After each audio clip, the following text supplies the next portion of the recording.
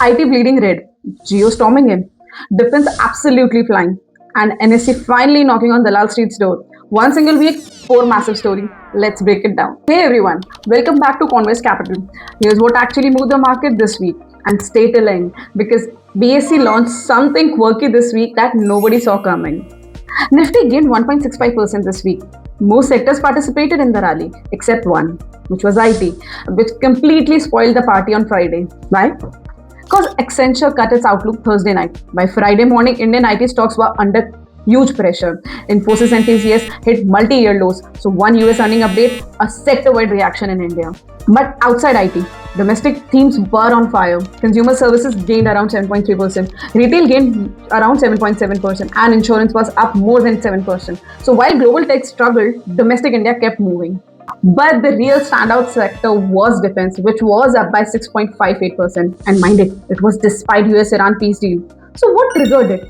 It was a record domestic defense production of around 1.8 lakh crores in FY 2026 and exports surging by 63%.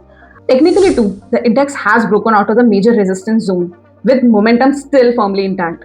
Stocks like Paris Defense jumped more than 28%, MTAR Tech was up by 17%, and Astra Micro more than 16%, showing the broad-based participation in the sector. And importantly, banking refused to break. After last week's 5% surge, Nifty Bank added another 1.5% this week. So the leadership isn't fading, it's just broadening. And another theme that make a comeback was digital infra. Nifty Telecom gained more than 4% and India Internet rose more than 5%, signaling renewed interest after last week's pause. Textile too had a strong week because India-UK FTA confirmed to kick in from July 15, replacing the 12% tariff with zero duty access for Indian exports. Stocks like SP Apparels, Welspun Living, Indocount all surged double-digit. The trade deal theme that drove textiles in May is back with a new geography, but the same story.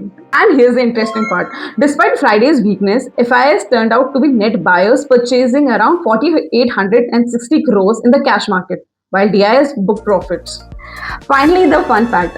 BSE launched this week the BSE Sattvic 100 Index. Sattvic, a Sanskrit term meaning pure, clean and virtuous. So BSE has now created an index that screens companies based on ethical and sustainable business practices. No tobacco, no alcohol, no gambling and no weapons. So think it as if stock market is trying to go on a detox. So whether this becomes a serious investment theme or just a quirky footnote in the market, only time will tell. So which theme are you watching next week?